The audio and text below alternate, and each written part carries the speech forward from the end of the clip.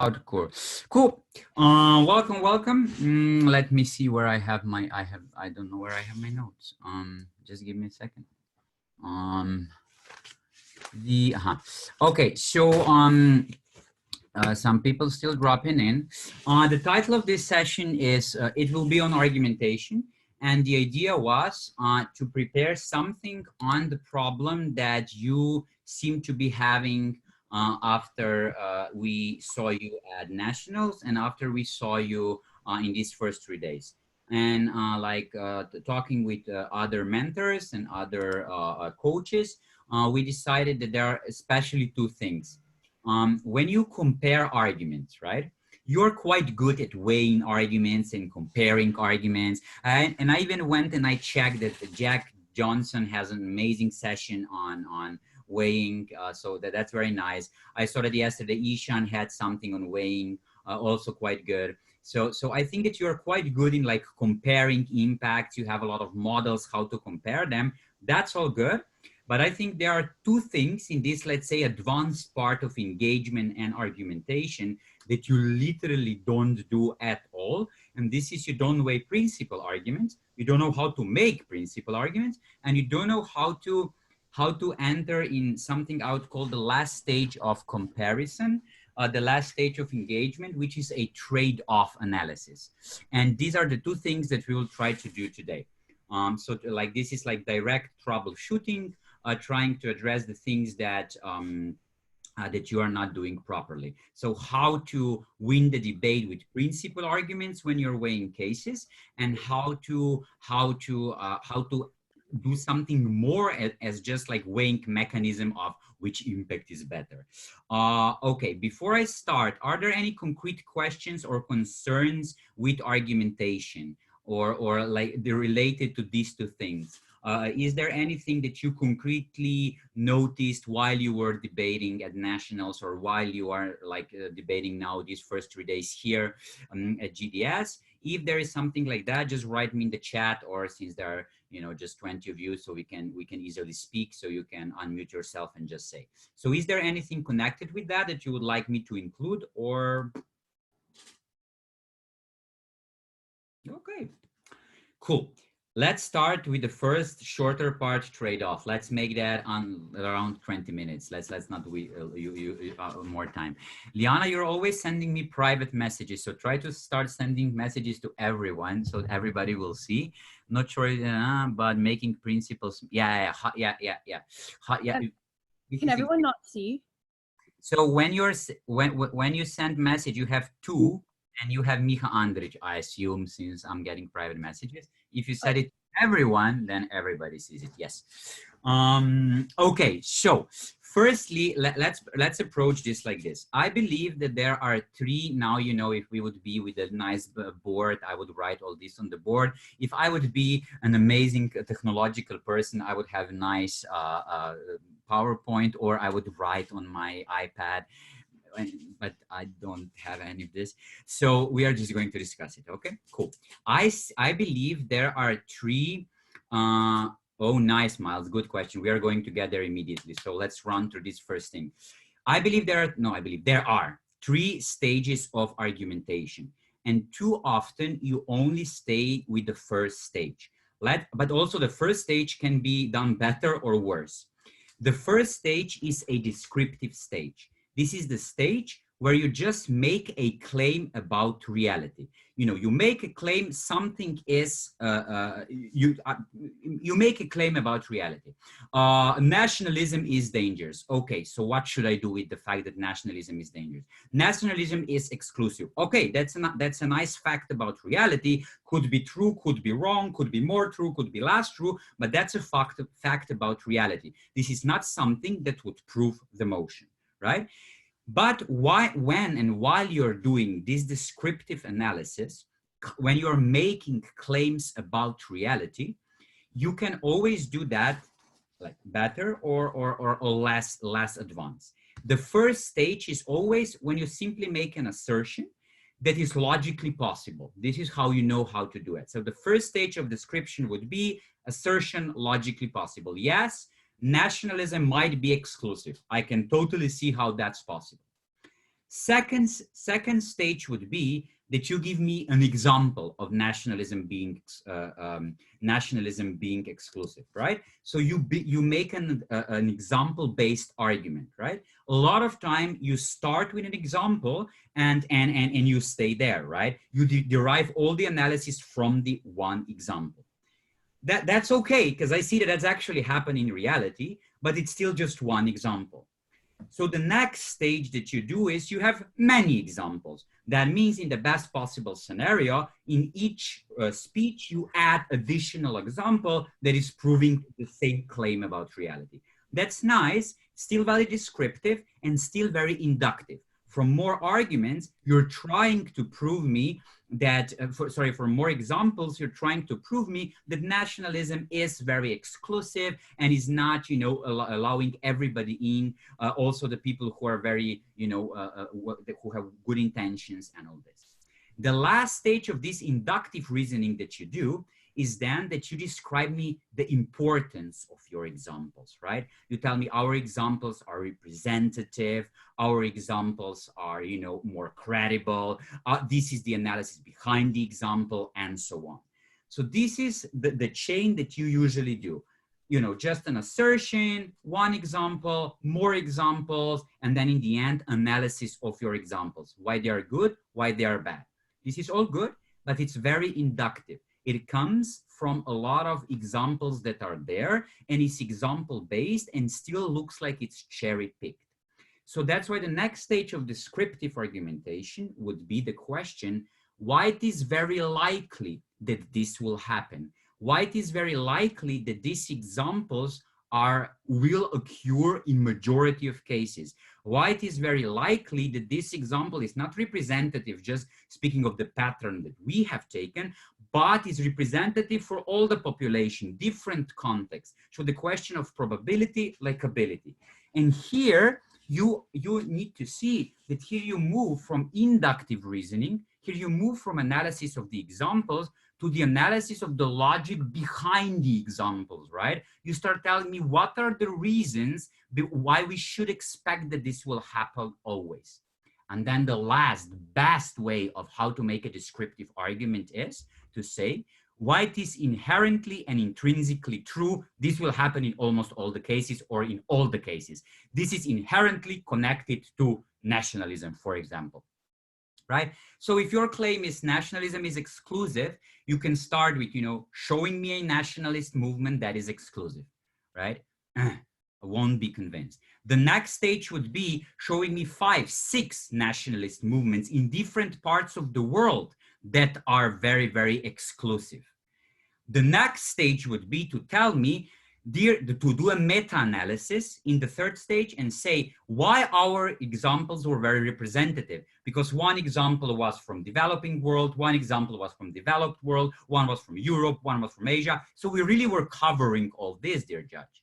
But this was still very inductive. Then you could go, why it is very likely for this to happen. Then you would start characterizing. Today we are in a situation where nationalism really can serve as a mean that politicians can abuse to fulfill their own political interests, because this is the climate in today's situation. The neoliberal global project is falling apart, and because neoliberal globalism has fallen apart, our normal reaction is that we are closing down. So it is very, very likely that nationalist rhetorics, even if very well-meaning at the beginning, will be used for something that will be exclusive, because we want to, in times where the global world is falling apart, defend our own rights and all this.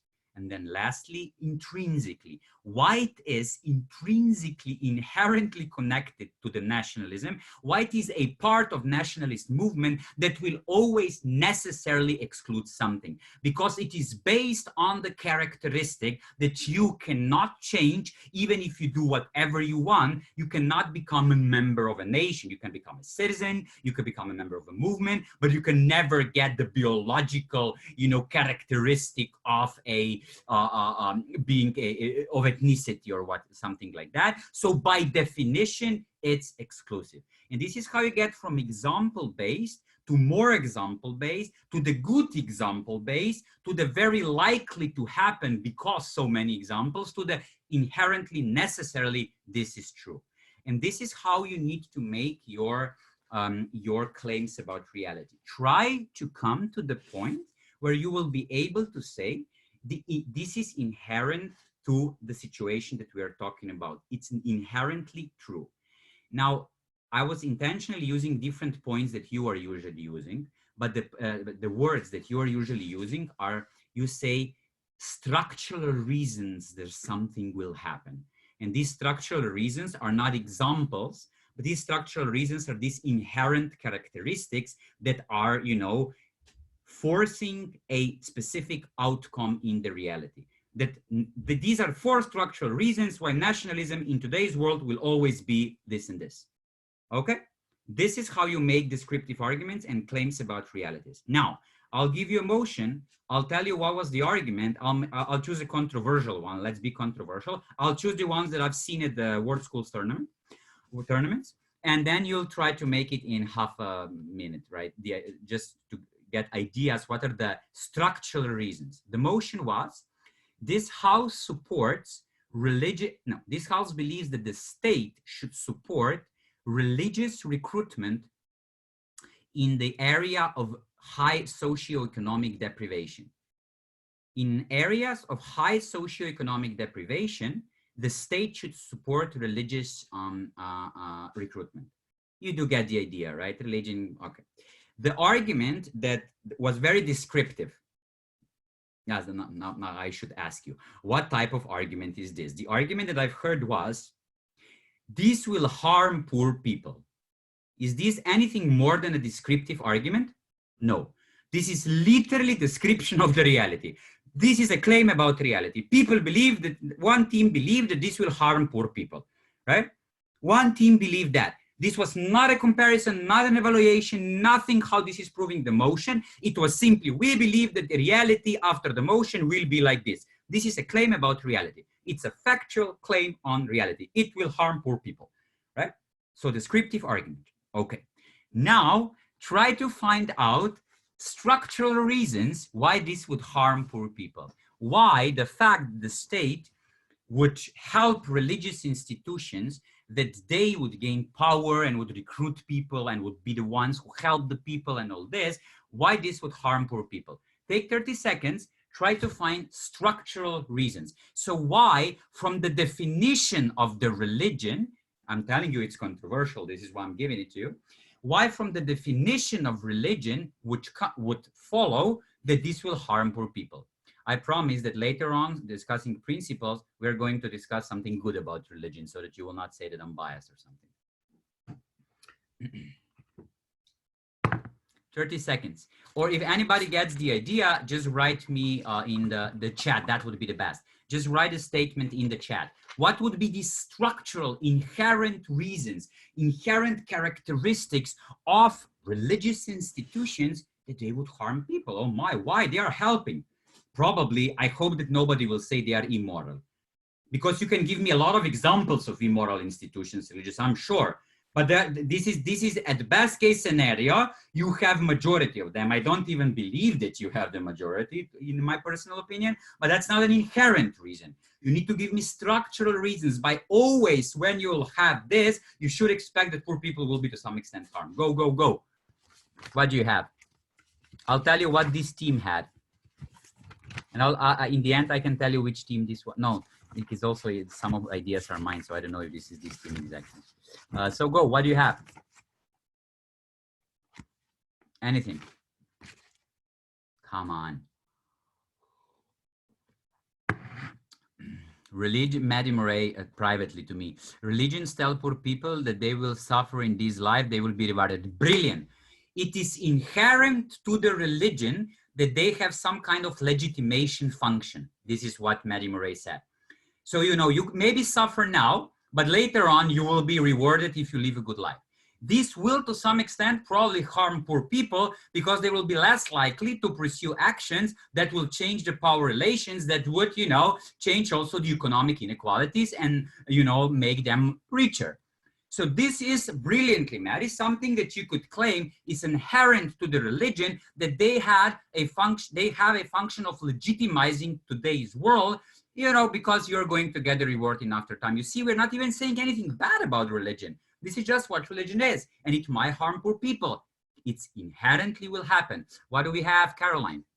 Also, I think like structurally organized religion or religious institutions have like an ingrained power hierarchy that like focuses on maintaining influence and power, not necessarily like the people who buy into the religion. That is good. I also support the fashion choice of Green Hill team, who is obviously buying glasses, like as a group.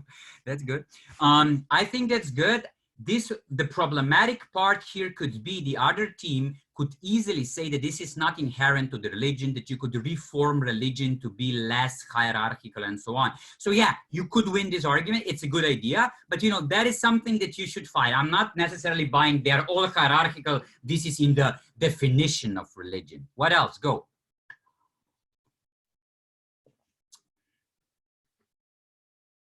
I have much more. Oh. But we got two of them that are very good already. Okay, I'll tell you more that I believe in. Religion, by definition, organized religion, Miles, privately again to me, guys, start writing to everybody. Organized religion and the church are super right-wing. Yeah, they are super right. Don't use this heavy language, right? Because you're going to get backlash on the other side. Oh, why is the right-wing bad, blah, blah, blah. You know what I would say, Miles? By definition, religion support minimalistic state, minimum state. Why? Because they support, they need to have freedom to have a religion. So they don't support strong state to be as powerful as possible. So by definition, they should not have strong interventionist state, but which you can easily prove how harms poor people because non-interventionism, right? Policies. So again, very inherently in the structure of a religion. Anything else? What you could say is that religion is by definition, because it is very personal, because it is very important, because it gives you the identity, because it helps you to survive. It divides communities in, you know, one religion versus different religion. You know, now to some extent we are both homeless person in the streets of New York. To tomorrow we are, you know, Hindu, Islamic, and Christian because of the recruitment that happened. You know, so that you could try to get this idea. This was the idea that Team Singapore was running once, I remember, right? This particular idea of how this could divide the community. There's a trust in a supernatural, not scientific. David, that is probably true, but I'm not sure why would this necessarily harm poor. And I would not open that because, you know, it's very, again, not sure that you want to open this saying that this is necessarily bad, right? Maddie Murray, I agree, religion encourages people to ignore education. Okay, in that terms, yes. I would just say that it's strategically questionable because you can get big backlash, right? Maybe what you can also say is that, oh, you know what you could say? This is connected with the minimum state, that the line of accountability of the state and other people gets much smaller, because this is in a very inherent definition of recruitment. The state will put, you know, will support recruitment, which by definition means that they will support other people to deal with poverty, right? So in this moment, the level of accountability and burden of the state to deal with that, right, is much, much lower. Then we got some religions might always be placed first, even, okay, yeah, so the religion is something absolute that these, okay, so you see how many these reasons did we get? This is how you make descriptive statements. Examples, of course, but examples are something that you only add in the end to support these structural reasons why something will necessarily follow out of it. Try to find these structural reasons, try to find these inherent characteristics, and then try to run your case on these inherent characteristics. What are, if I'm proposing a revolution, right? Well, I'm for the revolution. That's my case, whatever. Because of poverty, because of Black Life Matters agenda, whatever, right? Let's say I support revolution. And then I want to make argument that reformism never work, that democracy can never bring me a change that I want. What are the structural reasons that democracy can never bring me change that I want? Go, write in the chat or just say it out loud. We're now exercising this, how to make your descriptive arguments supported by structural reasons. Go. Well, democracy relies on like constant changes in power, and so there could be an argument that like the overchecking of different people is like innate because of the constant power changes that are occurring. So like no long-term policies can be created. But why would that necessarily mean that I don't get good changes for people of color? Tyranny of majority, David said, okay, but this is restricted by constitution, by some laws. The majority would always, okay, we have a lot of tyranny of majority. Privileges, majority so highly oppressed. Yeah, okay. You're trying to outsmart yourself. What are the inherent characteristics of democracy in the USA, right? So to make it easier, they want to maintain, okay, this is all correct, Maddie, but you know, this is, give me inherent characteristic of democracy now, very, very specifically. What enables you to make a real change?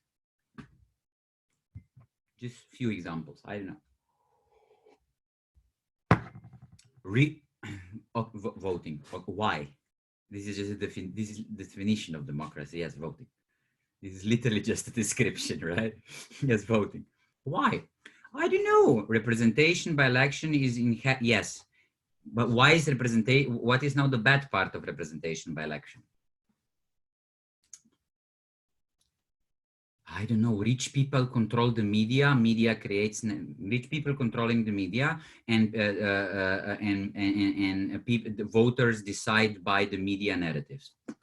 Inherent characteristic of democracy, you cannot get it without it, right? Gerrymandering, people are in prison. If you are in prison, you sometimes can vote. Even if you can vote, you can be elected. Even if you can do all this, if you're 20 years in prison,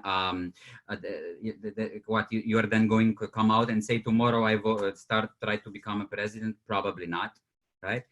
Two-party system in United States. Why will Democratic Party never really support the poor people and Black people? Why? Why it is structurally impossible? Yes, they won't vote Republican because Black people will never go and vote. I take it back, right? But you know what? The most progressive people who want the most progressive politics. Progressive here is not a value term; it's just a term, the descriptive term. They will never vote Republican because they rather vote the Democratic Party than the Republican, meaning that they just need to move to the center, right?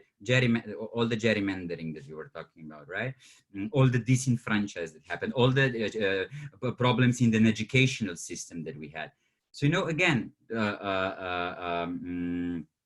democracy is more like a spectrum. Alma, I agree with you. So this argument this is why I said maybe in United States, this argument would to get through demand some kind of characterization of democracy here, and then trying to build on the intrinsic characteristic of the United States democracy in this context. But you see, this is how I try to build. Why something is intrinsically necessarily going to happen, why we cannot avoid that. Try to make such descriptions.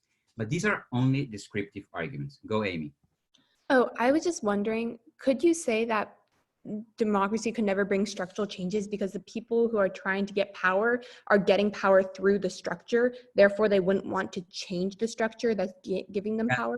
I also, yeah, you can fully say that. This is also what a lot of people before was saying when they said the gridlock of structure, power relations, and all this. Brilliant. Okay, we got through religion, we got through democracy, we got through nationalism. So now you know how to say structural reasons. So in the debates, I want now when you're going to make claims about reality, start with structural reasons that this is necessarily going to happen and only then you support them with examples. You explain me then the examples using the same logic that you have already applied in structural reasons. Okay.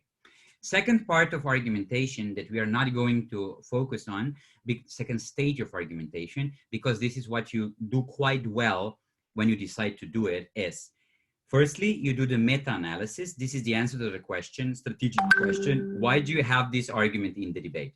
I'm constantly talking a lot about this, right? So after you make a statement, these harm poor people. The reformism is not possible. Nationalism is exclusive. After you make all this statement, after you're sure that this is intrinsically true and will most likely to happen in your world, now you need to tell me, why do you have this in the debate? How are you winning debate with that? So that's a meta question that you answer. Second question that you answer in this stage is, why is this good or why is this bad? Why it is bad that we harm poor people? You know, sometimes a lot of you were constantly harming people. I can't imagine a situation where somebody would not be harmed. So, you know, work on your, you call it impact, consequences, takeaways, all this. Then what you do quite well is the next stage of this argumentation, which is comparative analysis, weighing analysis, right? So what you do, you say, okay, so we have these impacts. This is what we said about reality. This is why this is good or bad. And this is why this is worse or better than what they are saying. So this second stage, which is the stage of evaluation or stage of normative argumentation, this is what you usually apply. So now we have description. This is what you need to focus more on, structural reasons for something. Then you always already in your constructive arguments need to have the normative part, when you don't just say what will happen, but why is this good or bad? Why is this winning you argument? Here you're saying, why is this winning you the debate? Why is this good or bad? And why is this better than what they are saying? You have lectures on that, go do that. Just keep in mind that here is always very important that you include the analysis of how something is unique only on your side and exclusive only on your side. This is what I think Jack and Ishan did not maybe focus enough on, right? Sometimes you can say that harm is really big, but it's not exclusive to their side, right? Maybe, you know, we regret, we should stop watching Marvel movies. The argument is because they're violent. You can say yes, but also 100, oh my God, amazing animal. Or other movies are also violent. So even if we stop watching Marvel movies, we are still going to watch violent movies. So harm is not exclusive to your side, meaning even if it's a big impact and harm on your side, simply you can't win the debate with it because it's not exclusive. So always when you're weighing it, not just when you are refuting arguments, also when you're weighing, ask yourself, is something inherent? Is a benefit inherent and unique? And is a harm exclusive to their side? Okay, but now the third thing that I think is the most important thing that you don't do, and this is the trade-off analysis. And this is where the majority of the debates are really won. Look, the comparative analysis is not really engagement. This is still black and white picture. Why? Because in comparative analysis, you still say, you know, these are our benefits, these are their benefits. So you have black and white picture, and now you just try to compare which one are more important and which one are bigger. So you're not really engaging with the material. You're actually simply just saying, you know, our white is so much better than their black, right? So you're not really meeting them half point. You're not really engaging in the real world, which is probably somewhere in between. So I want you to start doing trade-offs.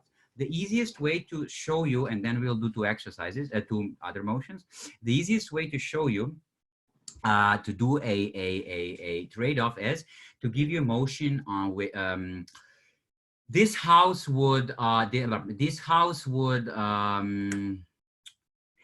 believes that parents, not doctors, should have final decisions when it comes to medical situation of their child. Okay? Motion constantly debated in the United States, right? Now, the main clash of this debate, this is very easy, is you have a non-autonomous person that has no legal capabilities, no probably cognitive, social capabilities to decide about life-changing surgeries or treatments. So somebody needs to decide instead of this person. And the question is, who is going to decide, parents or doctors? And now the first stage and I literally said this motion when I was at Blake at one of the sessions, training sessions, and literally all the teams, including some of the development United States teams, they had like these arguments. Proposition had arguments. First argument, parents know their child. Second argument, parents are going to live with the consequences, right? And then if they were really good, they gave 5 structural reasons why parents know their child more than doctors, because they live with them by the and all this, right? The other side was saying descriptive argument. First argument, they have scientific knowledge, doctors, and they are objective when they are deciding, right? Structural reasons why they are more objective, because, and then they gave me something that is inherent and unique on the side of doctors. So they did this, structural analysis, but first stage is always very, very, very descriptive. Obviously, there is a clash. There are some good things. Their parents are more emotional. Parents know better. Parents maybe care more or differently because they're going to live with this child. They know the child better, blah, blah. And the others, doctors, scientific, objective knowledge. Cool. But now, the second stage, majority of the teams, by the way, even though I would expect they would do that, only entered this second stage in second or third speeches when they start comparing. Dear judge, let me now compare or weigh why knowing child is more important criteria than having a lot of objective knowledge, right? So this only started in second and third speech. This should already be your constructive. Comparative analysis is part of your argumentation from the beginning. It's not something you do on, it's just a second advanced stage of argumentation. So start your weighing already at the beginning. But they started this only in second, third reply speeches. But they did that. And they had reasons why this is better criteria, reasons or consequences, impacts why this is better. But nobody really did something what I think is the only way to win the debate and the only way to start this debate in real life. The real question is, how much of benefits, if we're talking about benefits, how much of positive things can on the proposition, how much of positive things from opposition can you also claim, or how much positive things from proposition opposition can also claim? To put it differently, this whole debate is about one clash. Is it more likely that parents who obviously get all the benefits of knowing the child and being emotionally connected can also get a lot of scientific knowledge because they're going to start reading, they're going to ask for opinions, they're going to make their whole life about getting knowledge? Or is it more likely on balance that doctors who have all this knowledge, all this, are going to get more emotionally connected with child, more, are going to get closer to the child and so on? So the question of the debate, who is going to win the debate, is who is going to show which balance is better. Is it more likely that parents can claim more of the objective knowledge by the doctors, or is it more likely that objective scientific doctors can claim more emotional connection and knowing the child than parents? This is the balance that is going in the end to win this debate. And this is not happening just in the debate. I'm going to show you how this is happening in everyday life. For example, we were deciding about the motion for Zagreb competition winter this year. And we gave a vote, and the first vote. So this is how this strategy was used against me by Gita Kreefeld. You probably know. Some of you may know her. A very good singer, like one of the best coaches in the world, I say.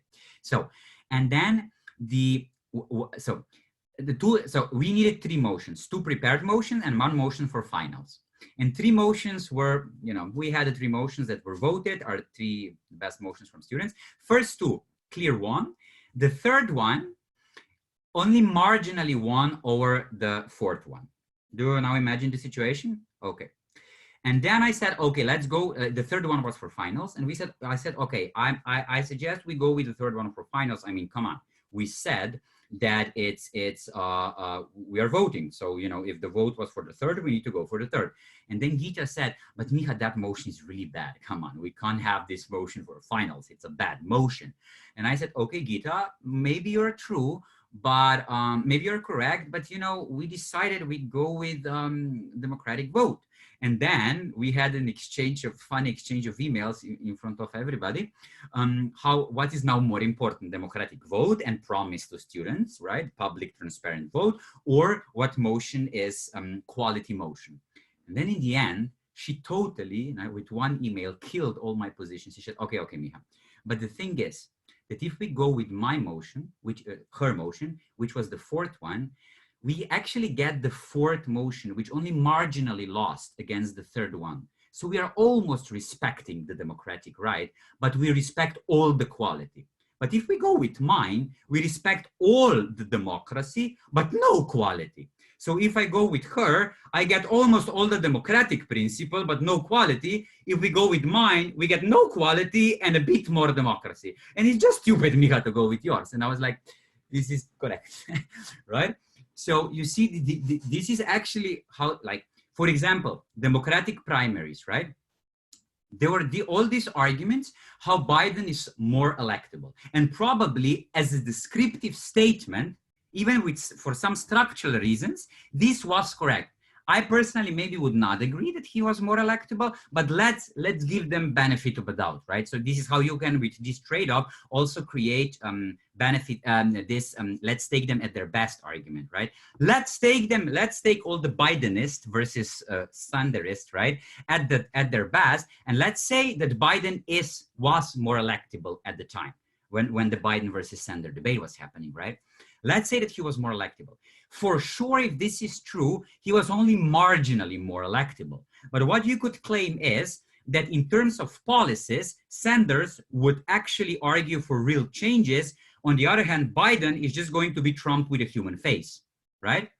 Now, speaking from the position of democratic voters, right? No value judgments here. We are recording. This is my political statement. It was no value judgment. So you know, you get, maybe you give somebody the argument of the electability, but you only give them this argument marginally. So, you know, for a small margin, they win this argument.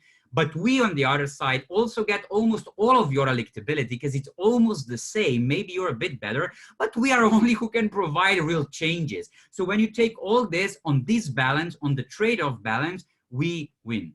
Liana, but once you've done that, what if someone say almost probability? Yeah, of course. I mean, yeah, I'm not saying that that's a 100% bulletproof strategy. This is just something that you need to engage in as a last stage of engagement. If you can win that, you win all the argument. If you win with a descriptive statement, which said we harm poor, they harm poor, they harm poor, we benefit poor. If these are two correct statements, then you already won debate, of course. But good debates are always going to boil down to the questions, how much can you claim from each side? Let's go to two motions that this is very, very, happens always. This house supports academic streaming. What is academic streaming? Academic streaming is that you separate different, so that you could put you put good students together and students who are struggling a bit together and so on. So that this is what you do, right? Okay. What would you say is something that almost every time, and this is what you can expect in the debate, proposition will prove.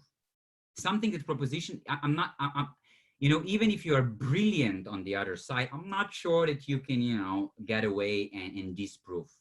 One statement is something, the argument that proposition in this debate is almost always going to prove. Good students will do better. Yes. So, but good students are going to do better. What is opposition most likely going to prove? Now, please don't say bad students are going to do worse, because that's not true. Because if these both statements would be necessarily true, self-fulfilling prophecy, yes, but this is something I think you will need to struggle, right? Not fair to neglect bad students, yes. The argument that we usually get is kind of mixture of this, is that it is actually all that what you are saying is actually a consequence of a descriptive statement that we need to make before, because that's the first stage of argumentation. These are only the consequences. These are only the evaluation impacts of the descriptive statement. Descriptive statement is, yeah, this would be, Elizabeth, I would agree with you, the more racial bias exclusive. Bad mixture among different people from different backgrounds. It just, people will not mix as much as they would before. And then you can make all these consequences, right? So this is what will happen almost most certainly, right? Proposition will probably show that on a factual level, it is correct that some students are going to do better, especially the good one.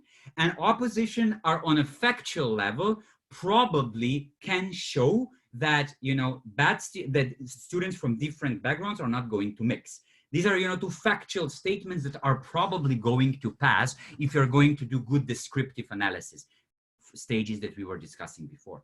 And now how you need to approach, what you need to have the answer for from the beginning is, you know, not which one is more important. I mean, obviously that would be the second stage. Comparative is more important that we cater to the needs of these people, the great people, because the trickle down economy will then in the end happen and everybody will be happy. Or no, should we rather, you know, cater to the needs of everybody and mix them because too much negative consequences and inherently discriminatory on principle level, all this.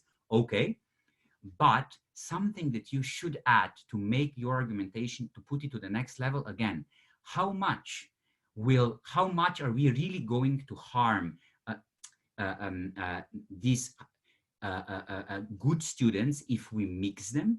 So are they, you know, are they totally going to, you know, not going to progress because we are going to mix them? Or do you still get some progress? Or is it on balance worse or better on the other side, right? How much more mixture would you actually get if you don't do that? So again, you do simply how much of positive or negative things can you get from the other side on your side. And you can do this benefit versus benefit, as we did for doctors versus parents. You can do this harms versus harms, or you can do harms versus benefit. How much harms that they are claiming, right, can we avoid by still having the benefits, or vice versa?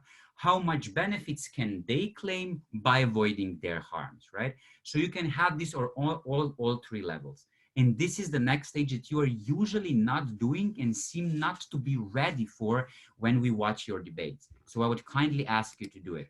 The debate that, one last example, the debate that this usually also happens is, this house supports slum tourism, right? On proposition, this house, the motion was this house believes that slum tourism does more harm than good, or regrets the slum tourism. You know, slum tourism, rich people coming to slums paying to observe these ghettos, right? Proposition always usually win human dignity argument, right? Opposition always usually win some kind of economic benefit. And now the only question would be, can we say that we still keep the human dignity, but can get these economic benefits any other way by other alternatives? So is it possible that we keep the human dignity without losing economic benefits as they are claiming? Or is it on balance more likely that, you know, they will lose all the economic benefits if they go for human dignity? So again, from both of the sides, you simply ask yourself, you know, which side will be better on balance on trade-off. So try to always do that. Not saying that's a winning strategy, but saying this is something that you are not doing. You always stay in this second part, comparative analysis. Why is this more important than the other?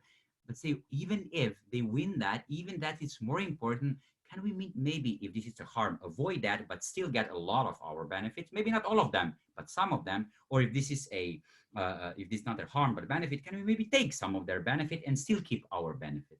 So this narrative. Okay, so that's about first thing. I said 20 minutes. It was a lot. Okay, now principle, right? Let's go through the principles. Okay, now so I could.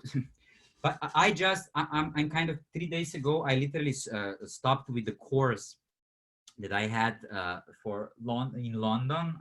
That was 3-week course, 5 sessions per week, only on principal argumentation. So you can see now my neurotic hysteria, how to tell you something about principles in 20 minutes. But I will focus on one thing that I really see that you cannot do. You don't know how to win the argument with solely principle argumentation. When I say solely principle, I mean simply by saying this is our principle argument and we are winning the debate with principle argument regarding the consequences. Regarding, like, this is, we call it irreducible normativity. We would call it this in communication theory, right? Just because we prove you that principle, regardless of the consequences that they show to us, we are already winning the debate. Whatever you tell us, That might be the debate on a practical level. We are going to engage with impacts. We are going to do all our descriptive argumentation, impacts, comparison, trade-offs, but we are already having one argument that is by itself winning the debate. Obviously, there will be weighing. Obviously, there will be who has more material and so on. So this is what we need to find, how to do it. Now, few disclaimers before I go directly into that. You are sometimes very, very afraid to make such arguments because you don't know how to make it. Like something to like calm you down. These arguments, judges will evaluate them equally as any other arguments, meaning that even if you don't fully prove them, even if you cannot come to the end of this argument, you know, judges will always evaluate what did other teams said against this argument. And equally as you have problems showing that a principle is standing at good, the other team will have problems showing why it is not good. So sometimes teams are simply winning by being very, very assertive and saying, that's the principle, we are behind it, and that's one level where we're already winning the debate. So you can simply, by constantly referring to that, simply on a communicative, assertive level, already do a lot. Secondly, you will never win argument on the level of the debating utilitarianism versus Kantian deontology. I mean, we can have a course on that, and I'm like, would love to speak about that with you, but this is not how you're going to win debate. Because judges are average intelligent voters, and average intelligent voters act upon moral intuition. So what you need to show them is that your principal argument is simply something that they find morally intuitive. You don't need to prove them this beyond a Kantian perspective. You need to show them that your principle is morally intuitive and is supporting the motion that you want to fight for. And this is already enough. I didn't tell you anything so far how to win it, but I've told you don't be afraid, because this is still arbitrary. This is still being evaluated as normal arguments in the debate. So comparison, what both of the teams have said. And lastly, judges do act upon their moral intuition. They are told to, because this is how average voter and actor would respond. So you only need to show them that that's intuitive, nothing more. We don't expect you, as we would not expect from a politician, to develop a Kantian argument against X, right? Okay, there are three ways how to do principal arguments. I hope to go through two of them at least. Okay, let's do it quickly. Let's not ask questions. Let's run through it. Okay, not the mechanism number one, the model number one, step number one. Name the principle that you're going to defend, and describe this principle. Just decide for a principle, like what is a good principle, and on this later. But the first step always, we are defending this and this principle. Okay.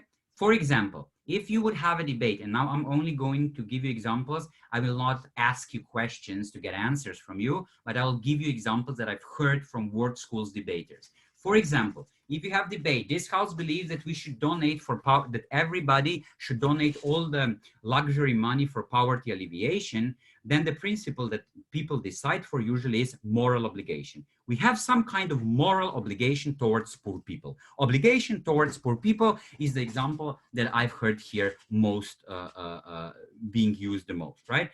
So I now firstly name the principle. It's moral obligation towards poor people. And I briefly described it, right? So no, we'll not go into details. We all know what it means. You need to define it. Stage number two, step number two, you create an analogy in which this principle would be accepted by everybody. And therefore, this is how you create an argument for your principle. So you need to come up with a story. You need to come up with an analogical situation. It could be an imaginary story, or it could be a real life situation that is already happening somewhere. And you need to explain how this is already happening and how people would support in a different situation this example. This principle. The example most widely used here, also used by philosopher Peter Singer, would be child in the pond, right? If you see a child in the pond, right, and you see that this child need help, and if you pass by, we all would have moral obligation towards the weakest party, and we would all agree that we need to help them, even if this causes some negative things for us. Dear judges, in a very analogical situation, you would agree that this principle is something that you support. And judges here would probably say yes. Even if they wouldn't say yes, the opposition will have hard time saying, no, we disagree, we would let the child drown, right? So even if you believe that this is not a logical, philosophical proof, which is not, and we can discuss philosophical proof for that sometimes, right, in other sessions, but even if you don't have this, still the other team needs to disprove it, and they will have hard time doing that. So on a logic situation in which is clear that this principle is happening. Now, what you do is, you can, if you're a good debater, analyze this situation a bit, you know. You can explain to the judge, dear judge, maybe you don't know because moral is just intuition, but why do you actually would save child in this situation? Firstly, because a sacrifice analysis, the negative consequences for you would be so much smaller than negative consequences from the child. For the child, if you would not save them, your shoes would get muddy, but you would save a child and a life. So this analysis, this is the first thing. Secondly, simply because you have the capacity and capability to do it. That would be second reason. Then good debaters would say, and I've heard them saying that, dear judge, because if you have maybe pushed them into the, if you are guilty for them being in the pond, if you push them in the pond, your obligation would be even more radical. And even if you would not push them intentionally, if you would be just negligent and, Andric negligent, walking down, hitting a child, poor little girl falling into the, even if I wouldn't do that intentionally, I would still, because of my negligence, be responsible to save her. So now I analyze this situation and even offer 4 reasons why in this analogic situation, we predominantly believe that we should apply this principle. So that's a second stage. Create an analogy, could be a story or a real life situation. We'll show you a real life situation later. And simply explain how and why this is intuitive to accept. Now, you only have 2 more steps to do. Step number 1, you need to show me that this situation is really analogical to your situation, or that this is now applicable to your situation. So now you need to show me that I really, really should believe that, giving money to the poor people is same that saving the child, right? So you need to show me that it's applicable, that it's synchronized, that it's the same, that it's analogical. And how do you do that? If you have 4 points, it's really easy to say. A, capacity, simply you have money. It's really easy for you to give, right? Sacrifice analysis. Oh my, if you give, 2,000, if rich people give $2,000 each month for poverty alleviation, they won't really feel anything. It's like your shoes getting muddy. If you are guilty for that, the child is in the pond, you need to take them out. Yes, we are guilty because we believe the capitalist system is systemic exploitation or, developing developed countries. So we made them poor, slavery, colonialism, whatever. And then lastly, negligence. Maybe we didn't make them poor intentionally, but because we don't allow them vote, because we don't educate them properly, because we send them to the prison. By the way, today in the United States, there is more Black people in prison than there was any time people in concentration camps in Hitler and Stalin's time. So much about concentration camps and prison systems. So you see how now I focused on how these 2 situations are analogical.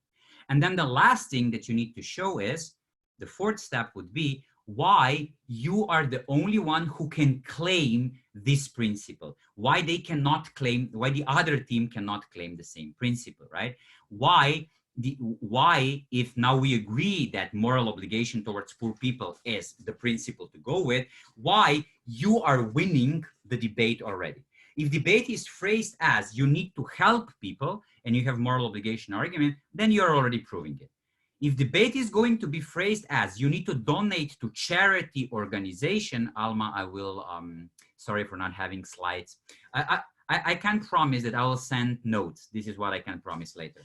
The third layer was, is it applicable and analogical? So second was making the analogy and explaining it, analyzing it. Then third, is it analogical? Is it the same? And then lastly, do we win debate with this principle, right? If the motion would be, we should donate to charity organizations, then you would not win the debate just by claiming that you have moral obligation towards poor people, right? Because you can, the other team can say, yes, we also believe in that principle, and this is why we would make a Marxist revolution, right?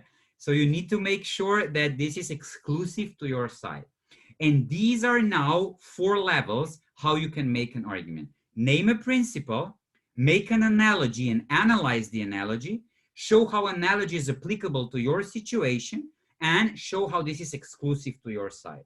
Your strategic question now will be, on which of these 3 points, the second, third, and fourth, you need to focus the most, on the one that is the most controversial. For example, let's use a very controversial example. This house would create the black secessionist state, right? As a response to the discrimination of black people. The principle that you could run is, again, now I would ask you, and I would have, if you would have time, we would have all this pedagogical process. Oh, what do you, blah, blah, blah. Okay, I'll now tell you what the debaters would usually say after a discussion. They would say the principle of reparation and restoration of justice. We need to repair the justices from the past, from a past long ago, and from a recent past. We need to restore the justice. And then they would try to offer the explanation of this principle. What is the restoration of justice? And the very easy definition that you would get would simply be, restoration of justice is that you need to make the situation exactly as was before. So you need reparation need to be direct and need to be proportionate, right? So you might find one speech on the internet which followed this exactly, which I'm very proud of, that it follows this exactly, and it really worked well. If you find this speech, you can contact me and tell me, but you will see how it follows this directly.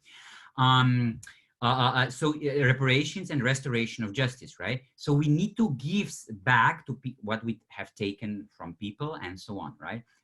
The direct and proportionate. Analogy. The analogy that was used, that I like to use in this case to show this to the debater, is the analogy used by my former students, Fanelli, who won the university championship. The analogy that he used in a similar example for Marxist revolution motion was, he said, look, restoration and reparation needs to be proportionate and direct. Let me give you an analogy. Let's say that I steal you a shoe. I steal a shoe from for example, Alma. I steal a shoe from you. Sorry, don't take it personal. I steal a shoe, and then you say, okay, now let's restore the justice. What would be now principally right? And then you say, oh no, let's do it like that. No, let's take it back. Let's say that the second analogy in black secessionist state would be, we are doing reparation and restoration, and our analogy would be self-defense. You know, regardless of all the practical and principal impacts that self-defense has, you always have the right to respond back. Is this correct? Yes. Right? So this is a good analogy for all the responses, right? What are you going to ask if somebody attacks you with a knife? Are you going to say you're only allowed and justified to punch somebody back if you can prove me that this will be good for both of the parties, that this will win trade-off analysis? No, you simply have the right to respond because you were attacked. The analogy of self-defense, people will go for it. The analogy for reparations, concretely, I steal your shoe, I go for restoration of justice. And then the opposition would say, we would only give them a black state if you can show me that the black state would be good for them, that it would be economically successful. And I say, no, if you have stolen me a shoe in the past, and that's the reparation principle that we're going to use, then I demand my shoe back because it's mine. And I don't need to prove you that after getting my shoe back, I will be economically better and politically better, and I will be a better person. I don't care what the political climate are going to be after I get my shoe back. I demand my shoe back because it was mine and you have literally stolen it from me. And it's principally right to give it back. And everybody will go with this analogy, right? So you have the analogy for the restoration principle. Now you need to go into the third, applicability. Is it really applicable, right? So you can now have the whole narrative, how we have actually stolen the state and the citizenship and nation from Black people. First, we literally brought them from Africa. We literally denied them nationhood. Then when we brought them here, we literally denied them citizenship directly. And then secondly, we are denying them citizenship rights by neglecting them, you know, from the imprisonment, education, and all this. So we literally took that away from them. So it's very, very applicable. Are we the only one winning this principle? Oh, hell yes, we are. Because they, whatever reforms are they going to fight for? Ladies and gentlemen, even if they show you that Black people are going to be richer after their reformism and whatever, we showed you that if you accept the principle of restoration, we win this debate because it's the only way to restore the justice. Now we can move to debate of the impacts and so on. If you want to make this last layer even more, you could have the whole argument how reformism will never work, right? How do you know the parties will never work, how the Democratic Party, blah, blah, blah, what we were discussing before. But this is how you make a, you know, principled argument. From the beginning to the end, and then you simply say, this was our principle, this was our principle, and so on and so on. The second part, the second model, how you could make a principle argument would be, I call it argument out of fulfillment of duty or purpose. This is a really bad name. So I kindly ask, because I'm writing also a book on debating principles also in politics, if anybody come up with better name for this model, please let me know and I will quote you in the book, I promise. So the way how you do this here is you say, look, one thing has a specific purpose. One thing has a specific role. One thing has a specific duty. And now the thing we are discussing simply fulfills the duty or do not fulfill the duty. And that's it. Very simple.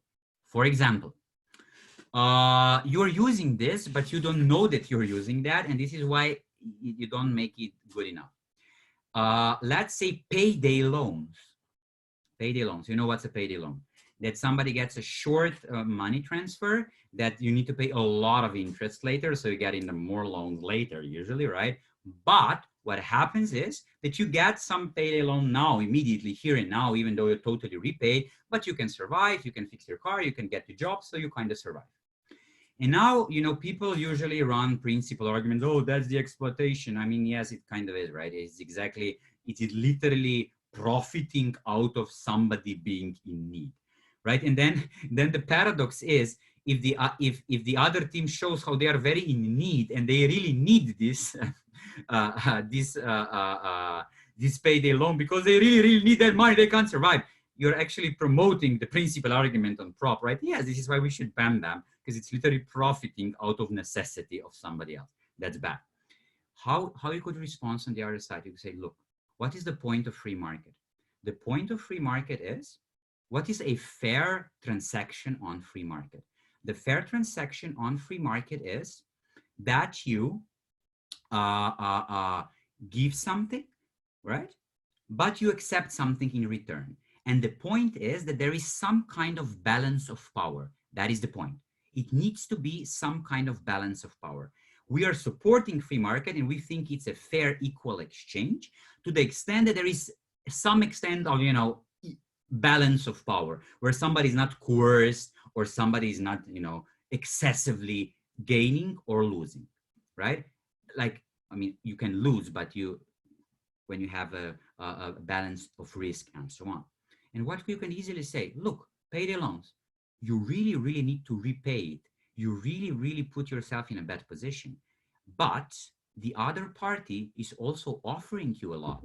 You get a loan, they need to have cash immediately in their hands because they give you cash immediately out of their pocket. They do no background check, so they have no idea you will be able to repay them. So they are actually offering you a big service, and this is why they simply take more in return. So speaking in terms of free market, this is normal, fair, equal exchange. Now, dear proposition, please say that you are not against payday loans, but extend your burden that you would ban capitalism and free market, or tell us why this is not in line with the normal free market transaction. And you have a very good, principled argument why this is perfectly fine. Could go with so many things. For example, this house would allow prisoners to volunteer for risky military missions. What is a free decision?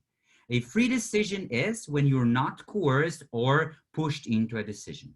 We are now going to show you that when they try, for the purposes of military expansionism by America, try to get you into the military by saying that you can get out of prison sooner, this is actually a coercion, meaning not a voluntary decision. And because this does not meet a criteria of a purpose of a voluntary decision, this cannot pass. Or what is a purpose of imprisonment? It is resocialization, is a means to make people normal again, so that they will be normal, functional people in the society, right? Which is problematic to some extent, but let's discuss this some other times. So now let's see if volunteering for risky military missions actually fulfill the role of a resocialization, if your participation in a military mission will actually make you resocialize, and if yes, then we should allow that. If not, we shouldn't allow that, right? Or we should give migrants the right, non-residential migrants the right to vote. We should not do that. Why? Because the point of a vote is that you only vote for, the point of the vote is that you're also a taxpayer, and then you, no, we could have two. If you are voting but not paying taxes, because these are non-residential migrant workers, what does that mean? That you're actually deciding what to do with some other's money. That's actually a theft, meaning that your vote would override the right of other voters who are voters but also taxpayers. So you would not fulfill the basic principles of democracy and equality of vote and all this. Or you would not fulfill the equality of vote criteria because you would have double vote also in your home country if you're a non-residential migrant worker. This might happen, depends on the definition. So you can always say that this does not fulfill the criteria of something. This is why we simply shouldn't or simply should do it. Okay, so these are two basic ways how you can always make the arguments. And what is important is never ever enter the discussion, why is this more important than practicalities? Just say, these are not practicalities. We are not saying this is overriding practicalities. We are simply saying this is winning debate on a principle level. Now, let's move to the impacts. But judge, keep in mind that we are already winning on principles. Okay, few notes. Number one, just one, don't have enough time. There is always a particular argument that you could make, that you can additionally make with this. This is a part of, could be this role, duty, whatever purpose, you see, still don't know how to name it.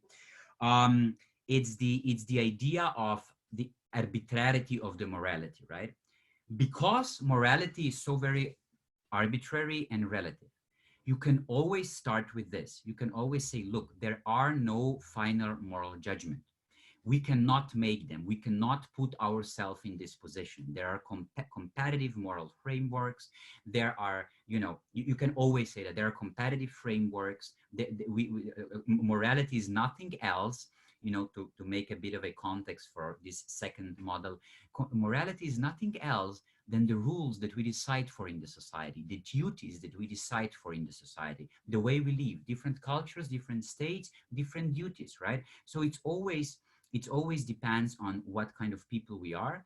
So it is always very arbitrarily. So what you can always make an argument that you can make out of this is, this is why, then you can make a moral argument out of this. You can say, this is why we should leave as much freedom as possible. So why, for example, the state should not ban abortion? Not because the state would take a stance on whether abortion is good or bad, but simply to allow as much choice to people as possible, so not to infringe into their possible moral framework that they might have. Why should the state allow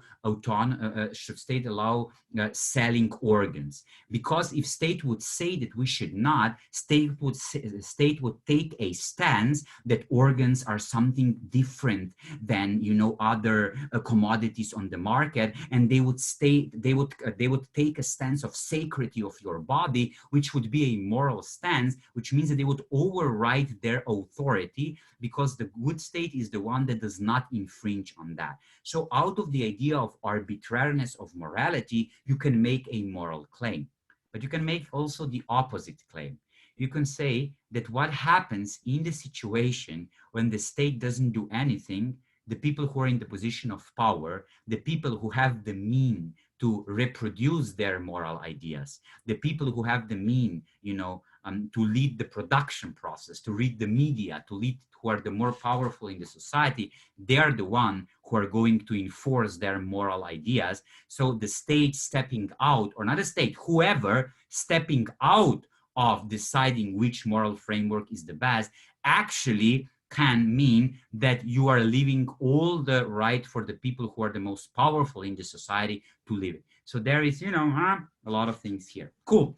Now, a few things briefly, how to refute the principle. Now, when I'm telling you how to refute, this is not now the exercise on the lecture on when you get the principle argument, how to refute it. This is also the argument, the lecture, how to make your principle arguments better, right? Because you know how they can, what are the problems, how they can be refuted. Number one, you can attack the role of the principle in debate. To be honest, in majority of cases, teams use principles only to justify something, you know. We are morally justified to intervene in the foreign country. Yeah, that doesn't mean we should do. So the only thing you told me is, you know, with your first 5 minutes of moral principle, I would say you only told me that the United States is not totally morally wrong if they go there. So that's my takeaway from your 5-minute principle argument on justification. So you haven't shown me there is a duty to act. You only show me that there is a justification. So you show that we are allowed to do that, but not that we should do that, right? So you can always attack the role of the principle in the other's case, the other team's case. A lot of time, their principle will only be justification, but not the positive support for the action. The state should ban this and this. Yes, we are banning it because the state has the right to do this. Yes, okay, this is just a justification, nothing more. Or for example, principles are sometimes used to just create a moral framework. I got a 5-minute long principle from India team, just the debate I was judging 3-4 days before the GDS, practice debate, national team, about eating meat, something, and the principle was, and they used the analogy, you know, all this. Dear judge, if you would be on the deserted island and you would starve and there would be a bear, you would for sure kill it to eat it. I was like, yes, I would. Right? And then they used 4 minutes for that. And then the response from the other team was, I mean, it was much better than this. Now I'm just repeating it shortly. But this was just like, yes, what you have told me now is, in your best case, that if there is a necessity for human being to eat meat, then we, in some cases, are morally allowed to eat meat. So what you told me is, under the condition of necessity, there might be contexts where it is morally allowed to eat meat. This is not a principal argument that would support anything. So this is how you can attack, to show that the role of the argument is just, you know, to support something, to give the ideological background to something, you know, to say, we support order and this is the argument. Yeah, okay, you just said something to sound nicer. Maybe that's kind of justification, not the literal support for your case. That's the first thing. Second thing, always attack the principle and show how it's not universal. You know, if I would here now be for a Marxist revolution, your first argument on the other side would be, oh, but private property. And my response to your private property principle would be, yes, but it's already not universal, right? We take private property away with taxes. We take private property away if you violate the state's law, we fine you. So private property is literally not something that would be a universal principle, meaning we are already taking it away in specific examples. So you can't win debate claiming private property, meaning there is a different principle you are defending. So name this different principle. Otherwise, private property, not such a thing. Let's discuss concrete things, right?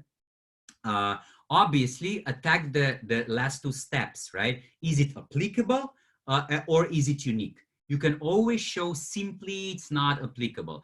I am not rich because I would exploit people. I am not rich because past injustices. I am not rich because my negligence, and because these two things, this is not intuitively the same situation as a children in a pond. We believe that that's the main distinction, and this is how we're going to refute the argument. So show that, that the principle is not applicable to the situation, not analogical to the situation. What you can show is, and this is what I really like, is you can always show what would happen if we would fully accept their principle, if we would take their principle for real. There was an argument that we should give all the workers visas and support them with some cash, whatever. And the team made argument, they said, we need to make everything, it was some kind of utilitarian example of how we should help migrant workers, right?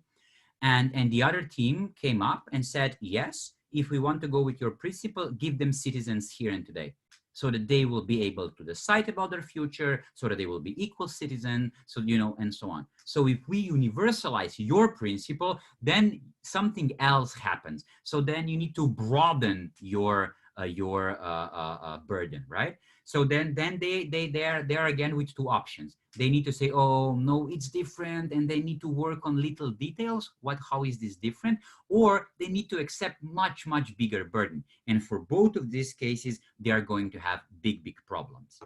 And then the last option, how to respond to the principle, would obviously be offer a contra principle, right? And this could be very good, because sometimes, you know, you can simply offer contra principle, and they want to win on the principle level. You are winning on a level of impact, right? And they are going to struggle. You know, what did we have last time? Regional autonomy. We said self-determination principle on one side. Brilliant if you put on the other side, yeah, we have order and peace in an international relations. We believe that's more important. We even believe that gives you more self-determination to more people on the long term. See what I did there? Trade-off. We believe that the principle of peace and order will give you peace and order, but on a long term, to some people, even more self-determination. On your side, we do have self-determination for sure for some people, but no peace and order for nobody, because, oh my, what will happen if all the secessionist movements will be successful, right? So this would be the last thing: have a contra principle and simply compare it. But what is really important, so again, these things that I have now told you about how to refute the principles, I didn't go in any details because we have no time, but mostly also because I don't want you to take this now as an extensive part, how to refute. Really try to take it, how to make your principles stronger. Right? When you will build your principal arguments according to the two strategies that we've built, try to think of what they can say in response, and then try to make it stronger. And very important, do not ever try to the most important thing is that you insist on how this is principal part and how this is not related to the impacts, right? Do not buy into the comparative, do not go into weighing principle versus practical. Say, yes, these are two different levels. This is how we are winning on principle. Let's now see what's happening on practical, right? And then if you will need in the end try to show why principle is more important, if you are afraid that you're losing debate on that, then you simply start with at the beginning, how principle is the only, speaking of communication and logic, is the only thing that has this irreducible normativity. The principle argument, which talks about inherent principal characteristic of one thing, are the only arguments that are by necessity auth argument. All the other arguments are primarily descriptions, only then comparisons, only then trade-offs, and only then they can lead to normative decisions of what we should do. Principal arguments by definitions are arguments of what we should do, right? So this is how you can try to win. What I also wanted to cover is different moral frameworks that you could use, but I really think we don't have time because there are like sets of arguments. I'll just show you okay, I'll show you this to tease you, because the good lecture, this is how I teach teachers around the world. The good lecture is always, oh, I don't know where this is. The good lecture is always the lecture that, you know, leaves you hanging and leaves you thinking and something like that. I think we're good to go. So I will now try to find just a, oh, I don't have it now. Wait. Give me 2 seconds if I find it. Just to show you something that we can maybe discuss at office hours or something like that. Yeah, I don't find it, sorry. I do have like a spreadsheet of different moral framework, different sets from where you can get principles. You have principle of democracy, you have principle of intergenerational reciprocity, then you have principles of duty, principles of debt, reparations, basic rights, and so on. So you do have a few such things from where you can go, but maybe that's for another time. Okay, are there any questions, concerns, anything? If you have notes, how can we get access to those notes? I will say, I cannot promise I will do that today, but I think that the best answer is I will ask Piper to post this on the GDS labs materials thing, right? I think that's the best. I mean, I could take your emails and send it to you, but I will just take too much time. So yeah, I'll do that. But I don't promise I'm going to do that today because these are my notes. So I just need to type them down, but I will type the main titles. So yeah, I will do that, I promise, and I'll ask Piper to put this on the GDS folder. Thank you. Any other question, concern? Yay, then you can just run to your labs. Enjoy your drills. Bye. Thank Bye. you. Thank you. Thank you. You.